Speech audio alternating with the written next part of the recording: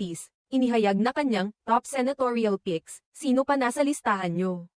At bakit? Pinahayag ng aktres at TV host na si Ann Curtis ang kanyang suporta sa ilang mga kandidato para sa darating na halalan sa pamamagitan ng isang serye ng mga post sa kanyang opisyal na Facebook page.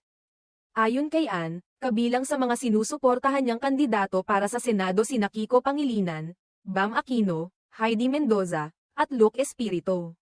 Kalakip ng kanyang post ay ang ilang campaign materials ng nabanggit na mga personalidad bilang pagpapakita ng kanyang pagtangkilik sa kanilang mga advokasya at paninindigan.